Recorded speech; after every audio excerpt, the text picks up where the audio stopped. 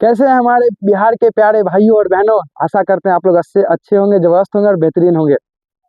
तो कल हमने पढ़ाया था आपको कि लोकतंत्र में द्वंद्व क्या होता है। क्लास वन फर्स्ट था और पॉलिटी का पहला ही चैप्टर था जो लोकतंत्र में सत्ता की भागीदारी, और उसमें फर्स्ट चैप्टर में पढ़ाए थे कि फर्स्ट चैप्टर में फर्स्ट पॉइंट पढ़ाया था कि लोकतंत्र में द्वंद्व कि क्या होता है, कैसे उत्पन्न होता है, इसके क्या कारण है, क्या समाधान है, सारी चीज हमने आपको बताया था कि किस तरह आपके क्वेश्चन पूछे जाएंगे, लघु उत्तरीय तब बनाएंगे पढ़ाइएगा बनाइएगा, और किस तरह से दीर्घ उत्तरीय पूछेगा तब बनाइएगा।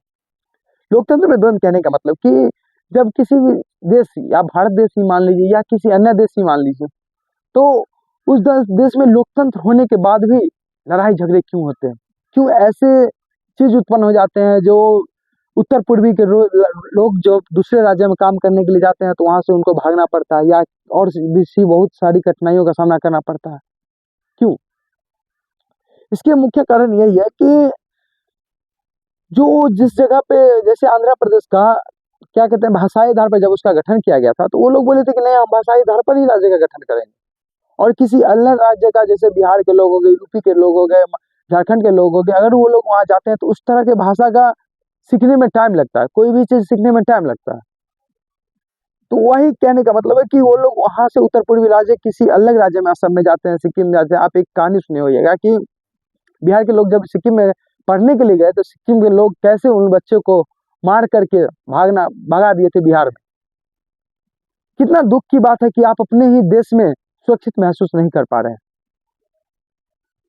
किस तरह आपको उस भाषा का ज्ञान न हुए होते हुए भी आप उस देश में नहीं जा सकते जिस देश में आप निवासी हैं, आप उस राज्य में नहीं जा सकते जहां के आप निवासी हैं। तो मेरे कहने का मतलब है कि लोकतंत्र में द्वंद्व, और लोकतंत्र में द्वंद्व उत्पन्न होता है तो दो कारण है भी है इसके, एक नकारात्मक सोच होता है, एक सकारात्मक सोच होता है।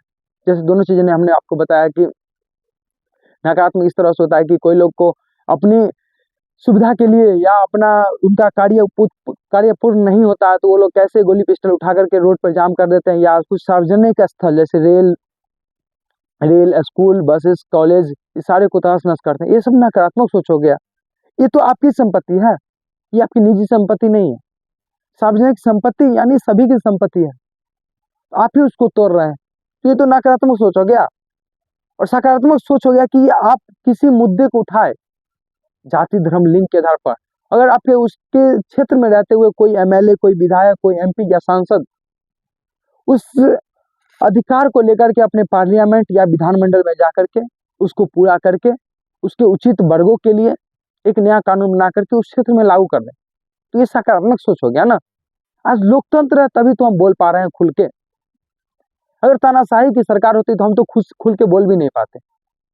खान सर ने कहा था कि लोकतंत्र में द्वंद्व होना लाजमी और होना चाहिए, अगर नहीं होगा तो लोगों को क्या लगेगा कि ये तानाशाही है। सरकार से सवाल पूछने का हक है, सरकार से अगर आप सवाल नहीं पूछते हैं तो फिर लोकतंत्र में रहने का मतलब ही क्या हो गया।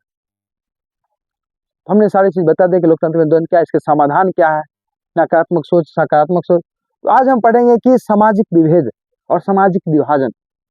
सामाजिक विभेद क्या होता है, सामाजिक विभाजन क्या होता है, सामाजिक विभेद और सामाजिक विभाजन में अंतर क्या होता है।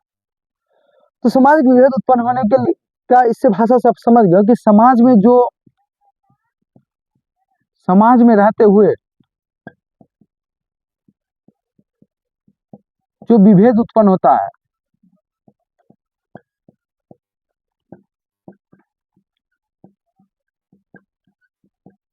सामाजिक विभेद कहलाता है।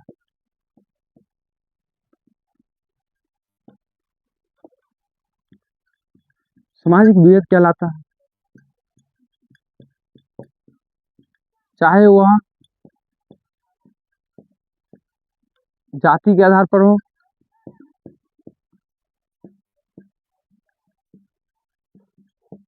लिंग के आधार पर हो,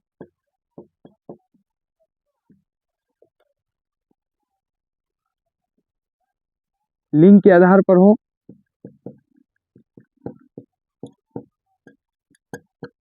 या किसी अन्य आधार पर।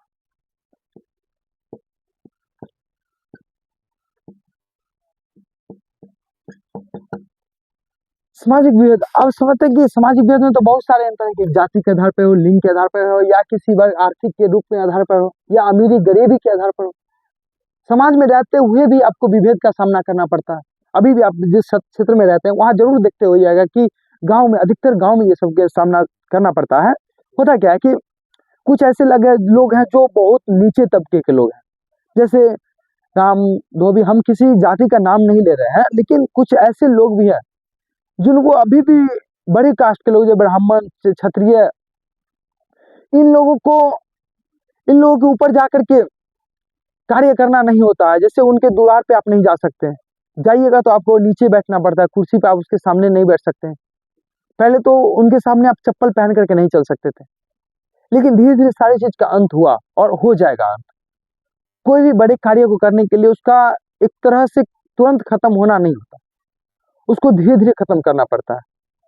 धीरे धीरे धीरे धीरे भीमराव अम्बेडकर जी ने जब संविधान का निर्माण किया था, तो वो बहुत सारे, जब बच्चा पढ़ते थे तो बहुत सारे दलित वर्ग के थे और बहुत सारे ऐसी चीजों का सामना करना पड़ रहा था जिनको वो सोच भी नहीं सकता। अगर आप उस चीज को सामना अभी के युग में करते तो बहुत चीज हो जाता, आप नहीं कर पाते, आप खुदकुशी के उम्र पर चल जाते। लेकिन भीमराव अम्बेडकर जी लड़े, अपने देश के सेवा के लिए लड़े, अपने हक के लिए लड़े, तब तो कोई ऐसा आर्टिकल दिए कि इस आर्टिकल का उपयोग नीचे वर्ग के लोगों के लिए किया जाएगा। अगर नहीं किया जाएगा तो उसके लिए भी दंड का प्रावधान तो किया गया ना। यही हम कहना चाह रहे हैं कि सामाजिक विभेद का क्या मतलब है, कि सामाजिक विभेद उत्पन्न होने के मुख्य कारण एक ही हम मानते हैं, वो है जन्म के आधार पर। सामाजिक विभेद उत्पन्न होने का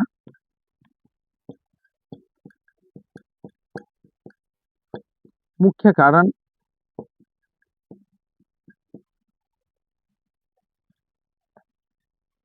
जन्म के समय जाति के आधार पर, जन्म के समय जाति के आधार पर। ऐसा क्यों सर? ऐसा इसलिए कि होता क्या है कि आप जब जन्म लेते हैं, आप इस दुनिया में आते हैं, तो किस आप वही व्यक्ति अगर ब्राह्मण के यहाँ जन्म लेते हैं तो ब्राह्मण कहलाएंगे, अगर आप वही व्यक्ति यादव के यहाँ होंगे तो आप यादव कहलाएंगे, वही व्यक्ति अगर दलित में आएंगे तो वो दलित कहलाएंगे। हमने आपको तीन बताया, ब्राह्मण, यादव और दलित। हमने इसलिए कहा कि ब्राह्मण में आप पैदा होंगे तो वो भी आप ब्राह्मण जाति कहलाएंगे। आप जब माँ के पेट में थे तो वहां पे तो ये नहीं था कि आप कहाँ जाएंगे, भगवान ने तो आपको ये नहीं बताया कि आप ब्राह्मण के ही यहाँ जाइएगा। आपका जब जन्म हुआ तब तो आपको पता चला कि हम किस जगह पे जा रहे हैं। आपका जन्म हुआ उसी वक्त आपकी जाति निर्धारित कर गई कि आप ब्राह्मण है या यादव है या आप दलित वर्ग के। दलित है तो दलित कहलाएंगे, यादव है तो यादव कहलाएंगे, और ब्राह्मण है तो ब्राह्मण कहलाएंगे। तो सामाजिक भेद उत्पन्न होने के कारण तो यहीं से स्टार्ट होते हैं ना।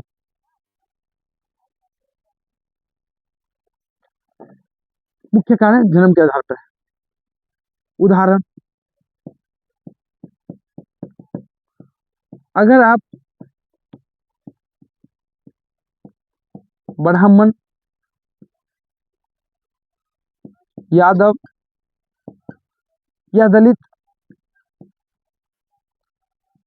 वर्गों में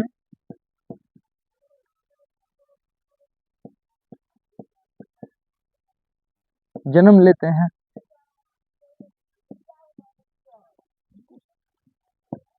तो जन्म के समय ही आपकी जाति निर्धारित की जाती है।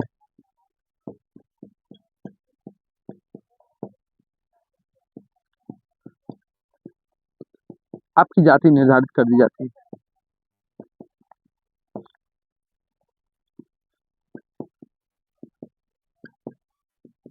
यही तो सामाजिक विभेद का रूप लेता है। सामाजिक विभेद से आप समझिए कि हम क्या कहना चाह रहे हैं, कि आप जिस जन्म के आधार पर या लिंग के आधार पर या लिंग के आधार पर कि वो महिला वर्ग के हैं, वो महिला वर्ग के हैं, अर्धनारीश्वरी हैं, या पुरुष वर्ग के हैं। हाँ, ये पुरुष वर्ग के तो इनको ज्यादा मान्यता प्राप्त होता है। अभी भी देखते हुए गांव शहर में कि जब कोई आदमी की मृत्यु होती है तो वो वहां महिला का जाना अलाउ नहीं होता, क्योंकि हमारे पूर्वजों के द्वारा ही एक ऐसा नियम कानून बनाया गया है या इस तरह का बनाया गया जहाँ पे आप उस तरह से नहीं जा सकते हैं। सती प्रथा भी था लेकिन उसका भी अंत किया गया था। थर्ड विलियम बेंटिक और के द्वारा और राजा राम मोहन राय के द्वारा। धीरे धीरे सारी चीज का अंत होगा। अभी भी एक न्यूज सुनिएगा कि जब उसके बेटा लोग नहीं ले गए उसके शमशान घाट पे, तो उसकी बेटी लोग ले गई। हमारे कहने का मतलब कि सारी चीज का अंत होगा, सारी चीज बुराइयों का अंत होगा, लेकिन धीरे धीरे अंत होगा। एक ही बार आप समझिए तो नहीं। ठीक, हमने सामाजिक विरोध का आपको बता दिया कि किस तरह से सामाजिक विरोध में उत्पन्न होता है, इनके कारण क्या होते हैं। कारण यही होता है कि आप जिस वक्त जन्म लेते हैं, आप किस जगह किसके यहाँ जन्म लेते हैं, मुख्य कारण यही। और अभी भी ऐसे गांव देहात में ऐसे लोग जरूर हैं जो इस तरह पे रोक लगाते हैं, जो इस तरह को नहीं मानते हैं, ऐसे लोग। और इनके उदाहरण भी हमने आपको बता दिए कि आपको ब्राह्मण पे यादव दलित वर्गों में जहां जन्म लेते हैं तो आपको जाति उसी वक्त निर्धारित कर दी जाती है। सामाजिक विभेद इसी यही कहलाता है, हमने आपको शॉर्ट में बताया।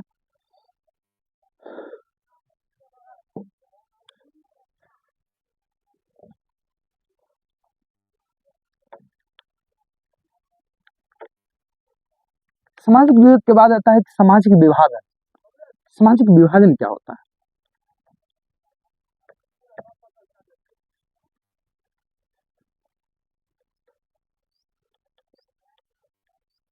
सामाजिक विभाजन, हमने अपना क्लास स्टार्ट हुआ था उस समय एक बात हमने आपको एक बात बोला था कि आप उत्तर पूर्वी राज्य या कहीं भी, हम उत्तर पूर्वी की बात नहीं करते, बिहार यूपी झारखंड महाराष्ट्र इसकी बात हम नहीं करते, हम आपकी कहीं अलग की बात करते हैं। चलो छोड़ो, इसकी अलग बात करते हैं कि आप मान लीजिए कि आप असम में ही रहते हैं, तो असमिया जो जिनके असम में रहते हैं, तो आप वहां के लोग क्या बोलते हैं? असमिया बोलते हैं। असम के लोग क्या बोलते हैं? असमिया बोलते हैं।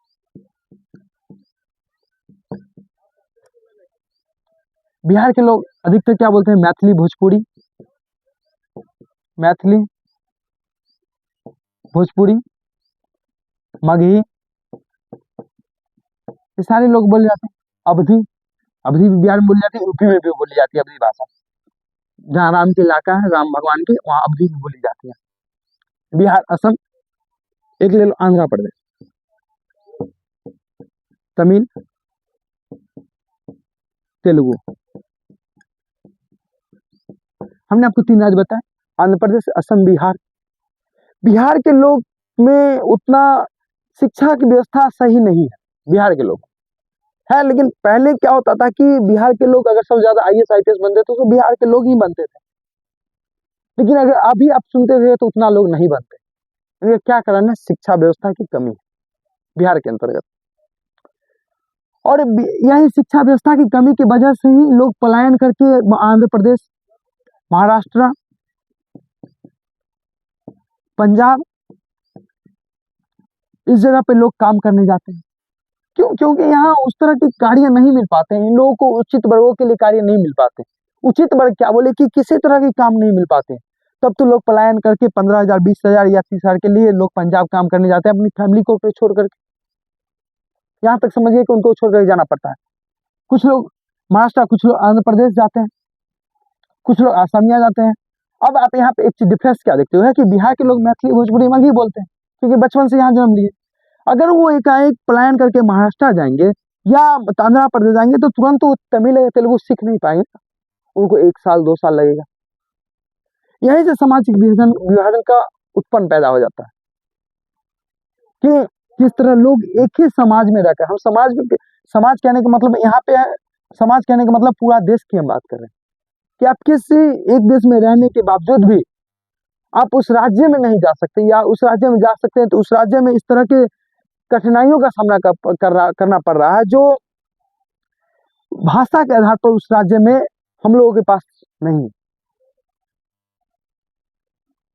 अगर हमको मैथिली आती तो हम आंध्र प्रदेश, मैथिली तो हमको आती, लेकिन हम यहाँ आंध्र प्रदेश में गए तो हमको तेलुगु सीखने में टाइम लगेगा। मामूली सी बात है, किसी भी चीज को सीखने में टाइम लगेगा। लोग यही नहीं चाहते हैं कि क्यों बिहार के लोग हमारे राज्य में आए, काम करें। हम नहीं चाहेंगे ऐसा। इसीलिए बिहार के कुछ लोग थे, यही सामाजिक विभाजन का उत्पन्न होता है। सामाजिक विभाजन,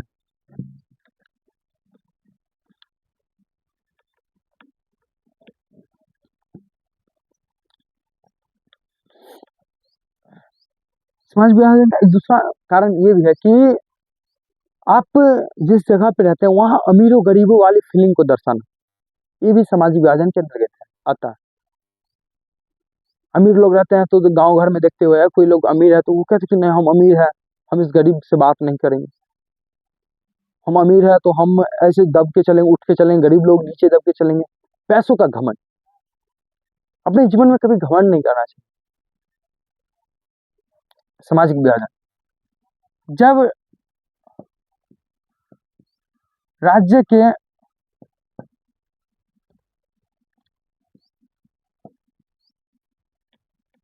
जब एक राज्य से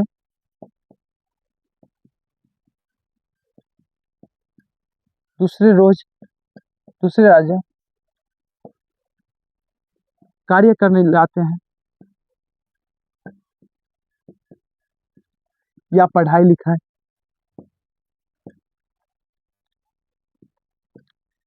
या पढ़ने जाते हैं तो वहाँ की भाषा,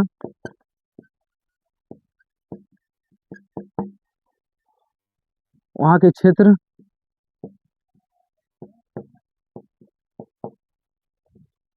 के कारण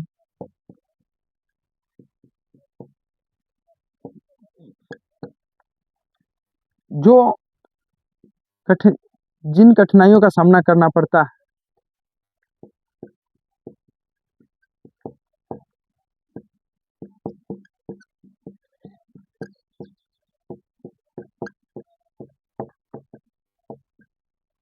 सामाजिक विभाजन कहलाता है।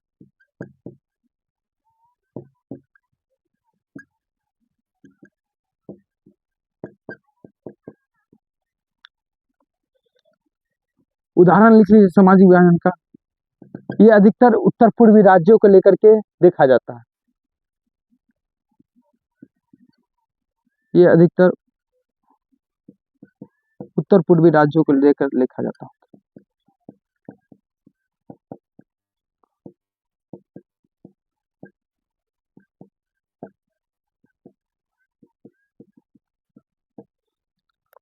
जैसे बिहार, यूपी,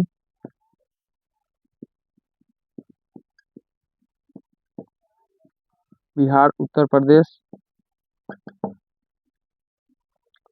अब पॉइंट आता है कि सामाजिक विभेद और सामाजिक विभाजन में क्या अंतर होता है। तो सामाजिक विभाजन और सामाजिक विभेद में मुख्यतः दो कारण है जो आपको जानना जरूरी है। सामाजिक विभेद क्या कहता है कि आप जिस समाज या जिस वर्ग में रह रहे हैं उस जगह पे जाति या धर्म के आधार पर जो विभेद उत्पन्न होता है वो सामाजिक विभाजन कहलाता है, जिसके मुख्य कारण बताया कि जन्म के आधार पर जहाँ आप जन्म लेते हैं। दूसरा हमने आपको बताया कि सामाजिक विभेद क्या होता है। ये सामाजिक विभेद होता है कि आप जिस देश में रहते हैं उसी देश से जिस आप राज्य में रहते हैं उसी राज्य से आप किसी ऐसे राज्य में जाते हैं जहाँ की भाषा, क्षेत्र, वहाँ की सारी चीज अलग अलग होते हैं, वो सामाजिक विभाजन का रूप ले लेता है। और इन दोनों का अंतर दो चीज है कि सामाजिक, अगर आप देखते हुए गांव घर में कि जो कुछ लोग बड़े आदमी होते हैं जो पढ़े लिखे होते हैं, या पढ़े लिखे को छोड़े, पढ़े लिखे को इसमें से हटा दीजिए, उस वर्ग को लीजिए जो लोग अमीर वर्ग के लोग हैं, अमीर वर्ग के लोग भी सामाजिक विभाजन का ही रूप है। यहाँ से भी सामाजिक विभाजन उत्पन्न हो जाता है कि किस तरह से लोग समाज के अंतर्गत रहने के बावजूद भी उनको विभाजन का सामना करना पड़ता है। लेकिन ये एक तरह से सही भी है और गलत भी। सही इस तरह से भी लगता है कि अगर लोग अपने खिलाफ ही ना, अपने खिलाफ या अपने क्षेत्र के लोग के लिए ही ना खड़े हो तो किसके लिए खड़े हो। और गलत इसलिए भी है क्योंकि आप जिस देश में रहते हैं उस देश में कहा जाता है कि सभी आदमी समान है। जाति धर्म, आर्टिकल 15 के तहत जाति धर्म लिंग के आधार पर भेदभाव नहीं कर सकते। लेकिन आप जिस देश में रहते हैं उसी देश में अगर आपको इस तरह की भावना या इस तरह की कठिनाइयों का सामना करना पड़े तो बहुत ही दुख की बात है। ठीक है, तो आज के लिए इतना ही रहने देते हैं, फिर कल मिलते हैं एक नए टॉपिक के साथ क्लास 1 के लिए। तब तक के लिए धन्यवाद। जय हिंद।